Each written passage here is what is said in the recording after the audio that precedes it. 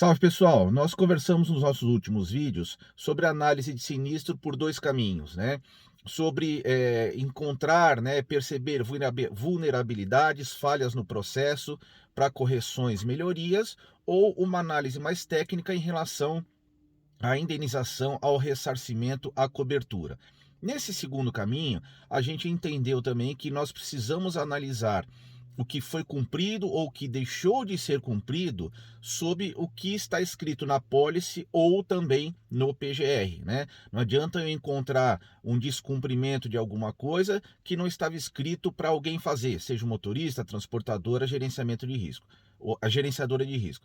Pois bem, nesse segundo aspecto, vamos imaginar então que eu encontrei uma falha perante realmente o que estava estabelecido no PGR ou na apólice. O motorista tinha que fazer alguma coisa e não fez, a gerenciadora tinha que fazer alguma coisa e não fez. O segundo ponto, a segunda etapa é o nexo causal, o tão falado nexo causal. E o que isso significa? Alguém no processo, seja o motorista ou a gerenciadora de risco, por exemplo, tinha que fazer alguma coisa que estava prevista na pólice, no PGR, e não fez.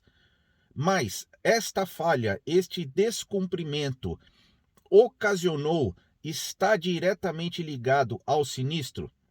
Se não estiver, no meu entendimento, não há vínculo, consequentemente, não há embasamento para uma negativa de ressarcimento e de indenização.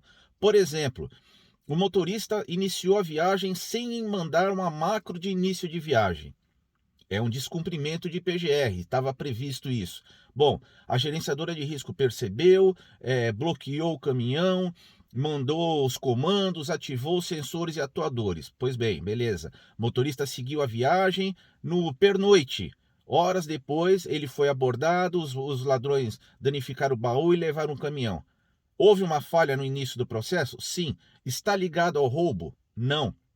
Um outro exemplo, o motorista tinha uma proibição de restrição de horário às 10 horas da noite. Ele rodou até às 2 da manhã. Foi bloqueado, parou para pernoite, foi bloqueado, saiu em viagem, 2 dias depois ele foi roubado. Teve algum vínculo? Não. Então, assim, pessoal, a falha, o descumprimento do que está escrito precisa estar relacionado com o roubo. Ele estava rodando depois do horário e foi abordado. Ele parou num posto que não era homologado e foi abordado naquele posto. A transportadora foi notificada no checklist de que havia um problema no sensor de baú. Mesmo assim, ela assumiu o risco de viajar e o motorista foi abordado, arrombaram o baú e a gerenciadora de risco não detectou este problema por conta do sensor.